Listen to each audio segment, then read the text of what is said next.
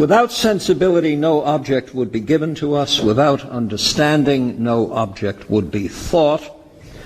Thoughts without content are empty. Intuitions without concepts are blind. So we see that for Kant, concepts, the conceptual dimension, is actually the seeing element in experience. For there to be an experience, in contrast to a sensation, to a bare sensation, to the triggering of events in a sensory organ, that is not an experience. For there to be an experience, there must be an experience of something. And for there to be a something, it has to be an entity subsumable under a general class of things, whether it's a chair or a person. So there is a required conceptual framework for experience itself, and it is experience and understanding that together constitute the foundations of all knowledge. Without these concepts, no more than a parade of sensations would take place, and this parade could never rise to the level of a this or a that. Now, I'd not want you to understand this as a species of cognitive relativism. This part of Kant's argument, with appropriate reservations, may be taken to be a chapter in the very anthropology of thought, but not as a species of relativism. And when I say a chapter in the anthropology of thought, recall how frequently Kant reminds us that the argument in place pertains to us, pertains to a creature of a certain kind, pertains to human beings. I think I've mentioned in an earlier lecture that he expresses impatience with those who are impatient, with this divide he's established between phenomena and noumena.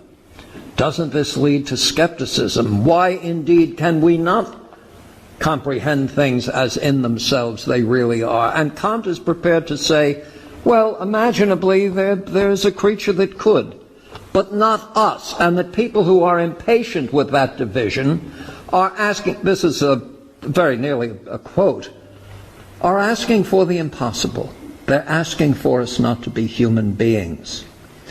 So, it's not a relativistic epistemology, but it is an anthropology of knowledge. It presupposes a creature of a certain kind. And that's the only kind Kant can discuss with any authority, and it's the only kind to which Kant's argument can relate directly and with authority. He probably would be interested in that literature that we've spawned in the last 30 years on what it's like to be a bat, but I don't think he'd be interested for long. Now, the manner in which the external world is objectified is according to rules that are at once universal and necessary within the community of rational human beings. This is another way of saying this isn't a relativism that leads to skepticism. The rules that govern the synthesis of the manifold of sensuous content, these rules are universal and necessary. It's conceivable that some different creature might subsume appearances under different rules. That, of course, is not only something we don't know, it's something we couldn't know. The emphasis here is on what is knowable in principle by the sort of creature that we happen to be. So knowledge in the Kantian scheme is an amalgam of sensibility and understanding, such that what cannot in principle enter into experience cannot in principle be known. And so when he says right at the outset that, of course, Hume was right in saying that all of our knowledge arises from experience, that part of Hume Kant has no trouble with at all, and he emphasizes it. He says the mistake Hume made was that in assuming that all of our knowledge arises from experience, our knowledge is grounded in experience. And what Hume failed to appreciate is the necessary elements of cognition that must be in place for there to be experience. and for experience to merge with understanding in a rule-governed way, in such a way as to be generative of knowledge. You know all that. To be known, an object must go beyond an element of experience, and it must be located within a conceptual framework. So what's required now is an argument that establishes the necessity and universality of the pure concepts. How come they're not just haphazard? Required is what Kant refers to as the transcendental deduction of the categories. Now he says not every kind of knowledge a priori should be called transcendental, but that only by which we know that and know how certain representations can be employed or are possible purely a priori. Transcendental in the sense of establishing the necessary enabling conditions for something else to take place. So how do sensations of the most rudimentary sort enter into the formation of concepts? And how does the manifold of otherwise disparate appearances become a unified experience in a given consciousness? Remember, we not only have to get all of this flotsam unified, but it must be unified in a consciousness, and it has to be unified in a consciousness that actually has a street address, so that all this is taking place in you, or you. It's not just out there somewhere.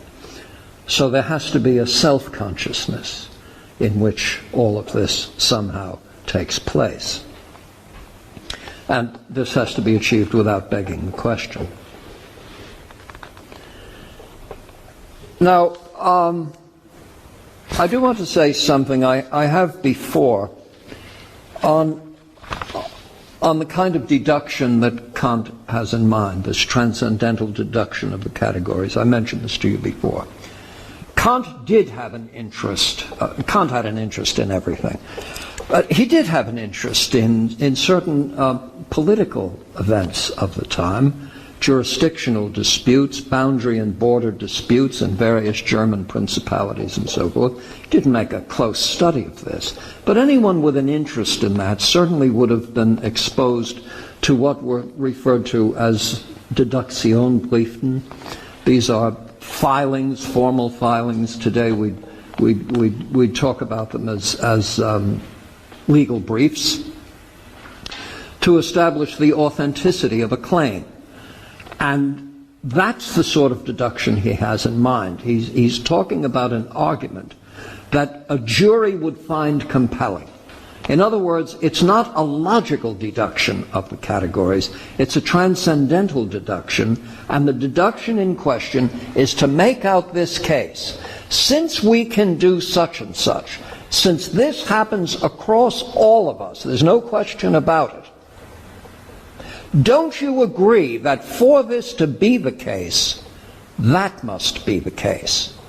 For the conceptual lives we live, for the knowledge claims that we routinely make, do you not see that there are certain pure categories of the understanding that must be in place? They must constitute the template, the framework, the necessary conditions for the knowledge we know we have, you see. It's that kind of argument. Now, he must provide the argument for the conclusion that we are in a position to make objective judgments regarding entities in the external world. And judgment now becomes pivotal. It's the linchpin of the cognitive processes that he's trying to establish. Judgment itself. Urteil. So we see that an experience is of a something. It's not merely a parade of disconnected sensations. There must be a means not contained in the sensations themselves by which these experiences are forged. And Kant says the way to begin an understanding of how this takes place is with two supreme principles. So we now get to the two supreme principles of the first critique. One pertains to sensibility and one pertains to understanding. The supreme principle in relation to sensibility is that the manifold of intuition, quote, should be subject to the formal conditions of space and time. That's the transcendental aesthetic. The necessary enabling conditions for there to be sensibility is a spatio-temporal framework, not in the stimulus. That's something that we bring to the situation. That's the supreme principle regarding sensibility.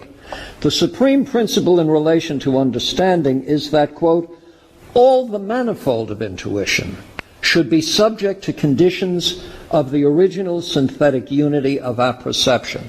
A typical Kantian phrase. You're sitting there as if you had been paralyzed by a poisoned dart. If I say it again, your facial expression will not change one whit. I will prove this by saying it again.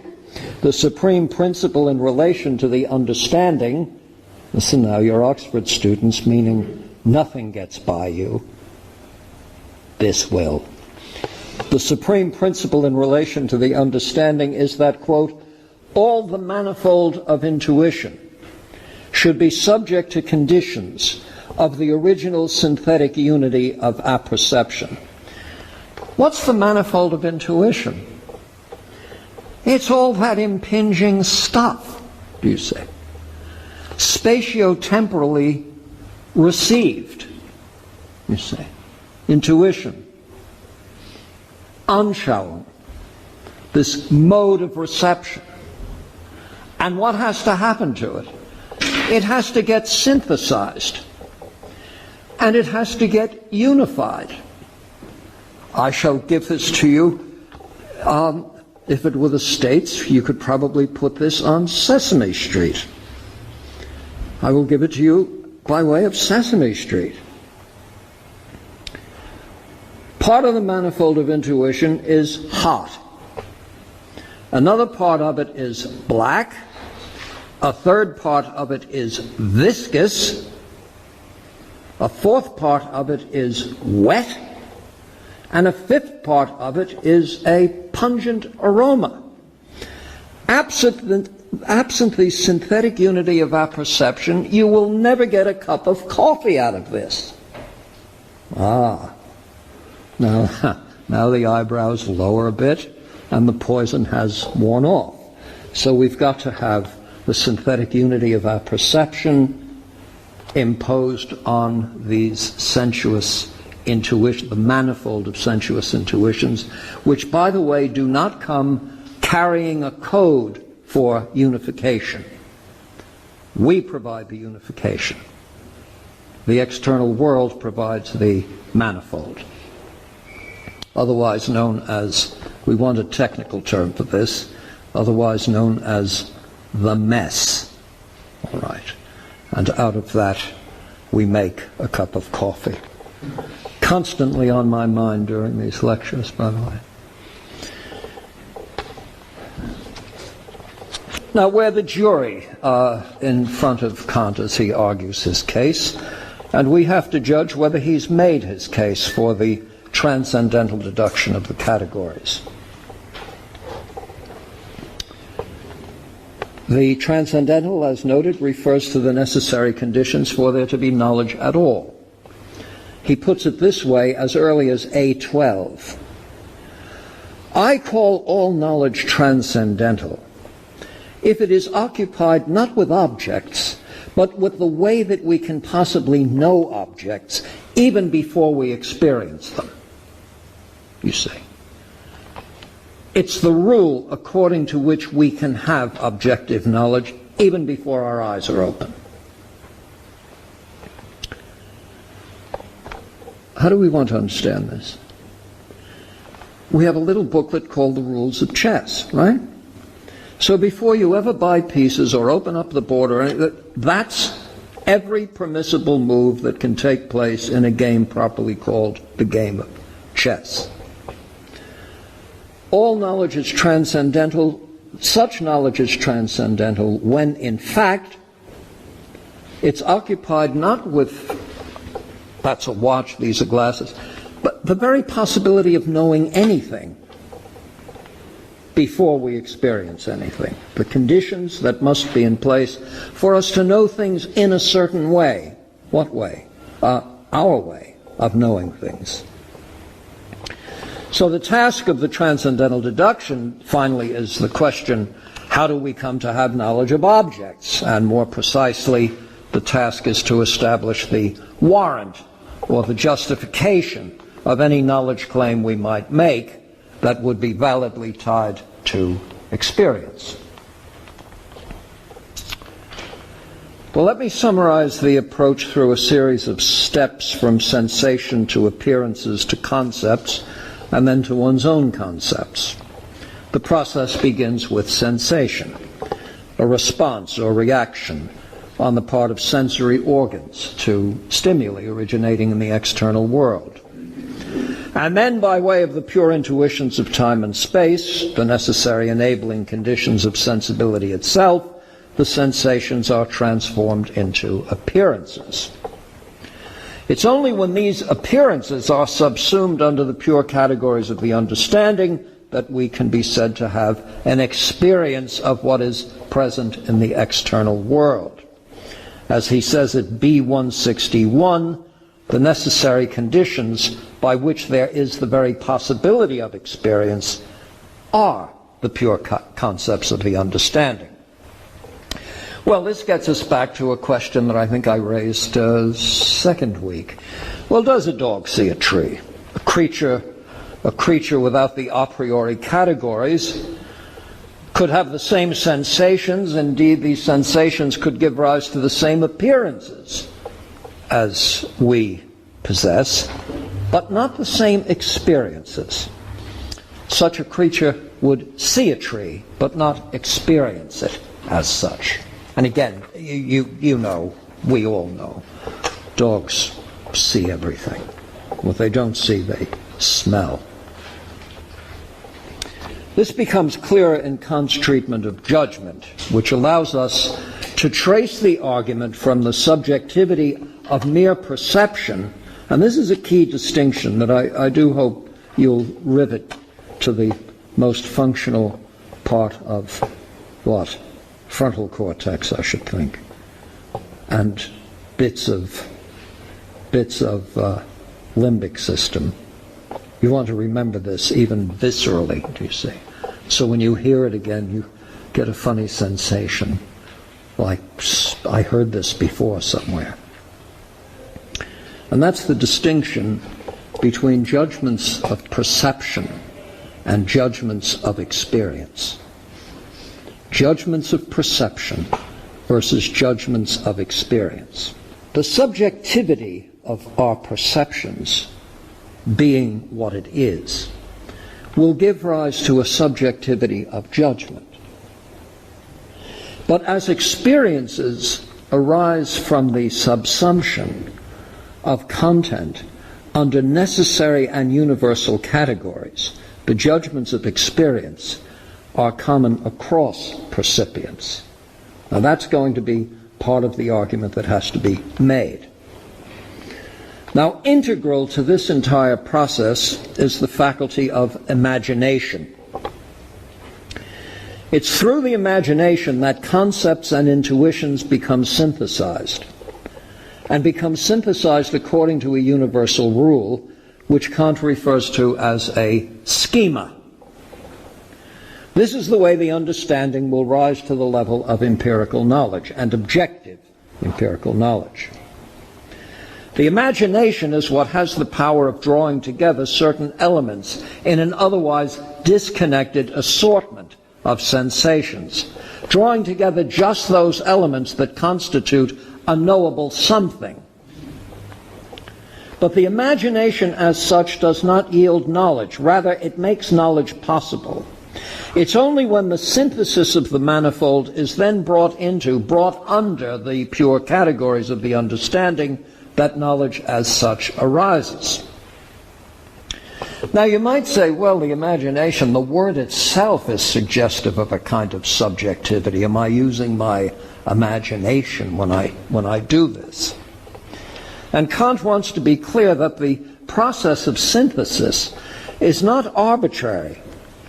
Indeed, if the resulting synthesis generates the same object for all comparably situated observers, then you certainly can't say that this is the outcome of some merely probable or iffy process. There must be a framework, there must be rules by which the elements of the manifold are pulled and held together. And this, of course, is what the pure concepts of the understanding are all about.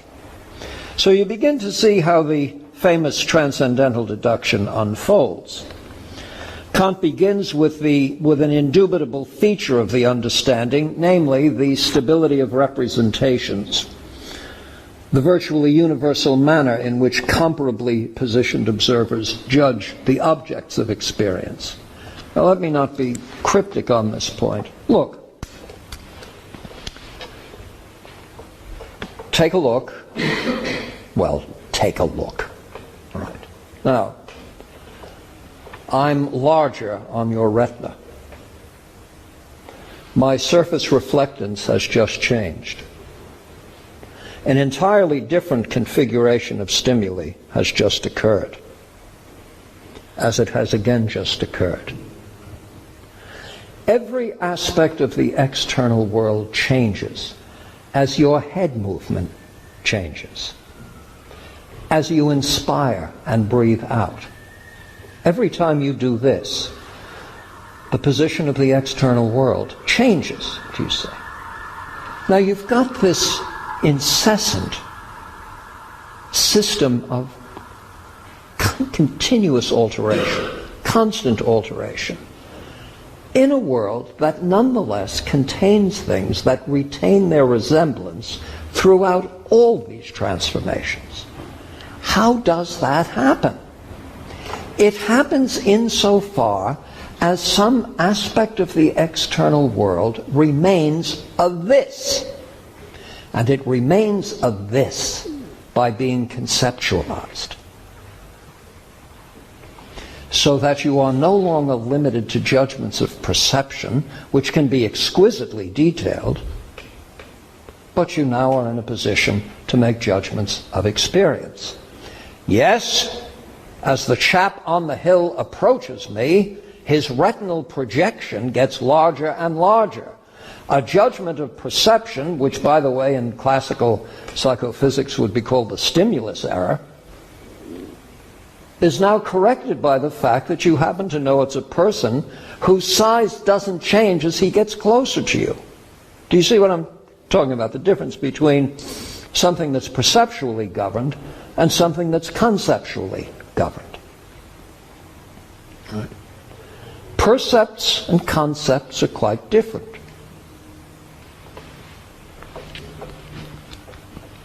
I mentioned St. Augustine's engagement of that problem. I didn't mention that, did I? Shall I take a moment? Because it shows up again. In fact, Descartes uses exactly the same example that Augustine does, and in a different context. Augustine uses his to become a saint, and Descartes to retain his credentials as a philosopher. Well, how do you become? Well, you can become a saint in a lot of different ways, but St. Augustine was on the way to becoming a saint by effectively battling heresies. Now, here's a heresy for you. Of course, it couldn't take place today. Nobody would think this way today. When people talk about God and tell you what they really mean by God, they assign attributes that, by the very nature of God, are beyond the range of possible experience. God is an infinite this, a maximum that, all you can ask for, etc., etc., has no moving parts, occupies no space, the whole cosmos is somehow in his imagination. You know the story. So, there isn't any empirical grounding for epistemic claims regarding God. So when you talk about God, quite literally, technically, you're talking about something you couldn't possibly know anything about. because there is no perceptual grounding for the knowledge claim. Right? This is the sort of thing, I won't name names, but I mean we could bring in an estimable group of Oxford leading lights, probably saying, my point exactly. Well, so St. Augustine said, well, look, every normally sighted person can perceive a geometric object with 4 equal sides, pairs of sides subtending angles of 90 degrees. We call that a square. And as everyone can perceive such a figure, so everyone can conceive of such a figure. Of course, everyone can also conceive of a kiliogon, which is a 1,000-sided figure, but though you can conceive of a kiliogon, you can't perceive it because the angular changes are so slight as not to be resolvable by way of our visual acuity. So you see, you can have quite a clear conception of something that really exists without perceiving it.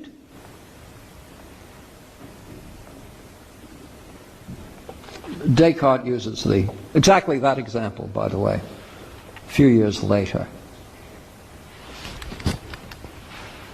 Descartes died in 1650. St. Augustine was hitting home runs earlier, end of the 4th century AD. Well, whatever. What does that have to do with this? Well, what it has to do with is this. We will all have the same objective. We will all have the same judgments of experience when it comes to kiliogons. We might have radically different judgments of perception when it comes to kiliogons. So intersubjective agreement, not to mention the stable cognition of objects under widely varying conditions, is now explained by way of, and here I quote Kant, remember what we're trying to explain now, intersubjective agreement and stable cognitions of objects under widely varying conditions, explained by way of, quote, a catalogue of all the originally pure concepts of the synthesis, which the understanding contains a priori, and these concepts alone entitle it to be called a pure understanding, inasmuch as only by them can it render the manifold of intuitions conceivable. In other words, think an object. This division is made systematically from a common principle, namely the faculty of judgment, which is just the same as the power of thought. This then is the outline of the transcendental deduction. For our representations to serve as possibilities for knowledge, they must become conceptually grounded. The categories delineated in what Kant calls the metaphysical deduction now are seen as necessary for knowledge to be derived from experience. Now, he's going to give us a metaphysical deduction, followed then by a transcendental deduction. The metaphysical deduction, to some extent, tracks Aristotle's famous delineation of the categories. Kant's complaint with Aristotle, it's not so much a complaint. He said, look, Aristotle had these categories. Kant's categories are going to be different, and they're going to be much more carefully arranged. He said, what Aristotle was doing, it's a mild complaint. Aristotle was just listing the properties of things that one knows about and subsuming them under general categories. He was pretty much governed by empirical considerations. I don't want to say comes close to saying, Aristotle, that Greek Humean. Well, Aristotle was not a Humean at all, and I don't think Kant would have seen him that way. But he sees Aristotle as sort of just putting together a lot of categories, because if you get enough of them in place, it'll pretty much account for all the properties of things that we know about. A metaphysical deduction is different. A metaphysical deduction has to do with the number, the minimum and defined number of categories for all conceivable, possible objective knowledge. The argument as to what you would have to have minimally and devoid of all empirical content. This is what you have to have before the eyes are open. Now, once that metaphysical deduction is in place, the transcendental deduction then becomes the argument to the effect that what you have to have is what we have, and that's what grounds our objective knowledge of the external world. So the transcendental deduction then becomes the means by which what would have to be in place is seen to be in place and operating with necessity and universality.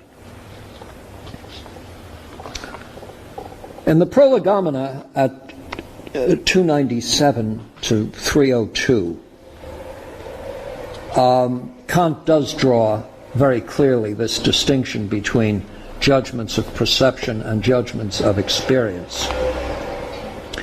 Do keep in mind that judgments of perception are subjectively valid. When I judge honey to be sweet, I'm connecting two entities: a physical object that is honey and a subjective sensation of sweetness. There's no guarantee that others will have the same experience, or that I will on repeated encounters, or that my own sensation is not the result of something other than honey. Quite simply, they are not the stuff of which a science of nature is made. But judgments of experience, as noted, are quite different. With these, we begin with what is given by way of sensuous intuition, but this is then subsumed under concepts that are based on the pure categories of the understanding, and these are universally operative within the realm of human cognition. Unlike the judgments of perception, the judgments of experience hold good, not only for us, but for everybody. And so we now have an objective validity, which, says Kant, is the same as necessary universality. Objective validity he equates with necessary universality. It's in this sense that the possibility of nature becomes tied to the possibility of experience itself. Well, now we can get to B75 again, this maxim. Without sensibility, no object would be given to us, and without understanding, no object would be thought. Thoughts without content are empty. Intuitions without concepts are blind. So in the absence of the categories, our perceptions would, quote, be without an object, merely a blind play of representations, less even than a dream, you see, if you couldn't conceptualize things. Note that the various elements of the objects of thought are synthesized, but a given object is encountered, as I noted, under radically different conditions at different times. It retains its identity as a this or that, surely not as a result of anything delivered by the senses. In fact, to the extent that we are in the thrall of our sensory processes, it can never be the same object on any successive sampling. All right, so that's the transcendental deduction of the categories. It has spawned a huge literature, much of it critical. And there are problems that arise within the argument itself. Some of these were duly noted, if I may say with all due respect, were rather more discerningly noted by Kant's contemporaries than by many of my contemporaries. But those are not the same contemporaries, by the way, in case you're wondering about that. Kant Kant is clear on the need for a process by which otherwise various and varying representations are held together. He describes the process of synthesis as, quote, the act of putting different representations together and grasping what is manifold in them in one cognition. Now, integral to this process is what we've referred to in an earlier lecture, spontaneity. Sensations as such are devoid of structure. Synthesis yields structure, and spontaneity gives rise to creative and flexible cognitions. We're not zombie-like in our modes of representation. But then serious questions do arise, and Kant, in a letter to Marcus Hertz, repeats a question that has been raised by Solomon Maimon and others, persons who have had many criticisms of the critique. The question is this: how does Kant account for the agreement between the a priori intuitions and the a priori concepts? They come together so perfectly. It looks almost contrived, do you see? How is it that sensuous representations are properly taken up in just the right way by the pure concepts of the understanding? The question is, it's almost like a kind of card trick, or the shell game sort of thing. Is it some Darwinian sort of thing that there might have been species that didn't do it the right way and they all went belly up, and then we came on the scene and we do it right? What kind of an argument is it? Kant says, to this I answer. I don't know that you'll find this a compelling answer. It's Kant's answer. To this I answer. All of this takes place in relation to an experiential knowledge only possible for us under these conditions. A subjective consideration, to be sure, but one that is objectively valid as well, because the objects here are not things in themselves, but mere appearances. Consequently, the form in which they are given depends on us. What he's saying is he doesn't completely desubjectivize it, but he says, look, the pure categories, this is something that the cognizer is imposing on the sensuous manifold. And as this is the necessary and universal set of conditions for human understanding, it shouldn't be surprising that we all do it the same way. Of course we all do it the same way. But analogically speaking, we all conform to the same rules when we play chess. No surprise, because everything we're doing is governed by a rule structure. So again with Kant, he says, all of this takes place in relation to an experiential knowledge that is only possible for us under these conditions. A subjective consideration, to be sure, but one that's objectively valid as well, because the objects here are not things in themselves, but mere appearances. Consequently, the form in which they're given depends on us. On the other hand, they are dependent on the uniting of the manifold in consciousness, that is, on what is required for the thinking and cognizing of objects by the understanding. It's only under these conditions, therefore, that we can have experiences. So to the extent that the categories, that the pure concepts of the understanding are universally distributed in creatures of a certain kind, are the necessary preconditions for the understanding, that the understanding itself must merge with experience in the right way to constitute knowledge. To the extent that this is the case, we have an anthropological perspective on knowledge, but a universalist anthropological perspective. It can't be subjective in the sense that it is subject to the willy-nilly subjective states of a percipient, because the knowledge claimed does not arise, is not grounded in perception. It's grounded in the pure concepts of the understanding as necessarily and universally distributed.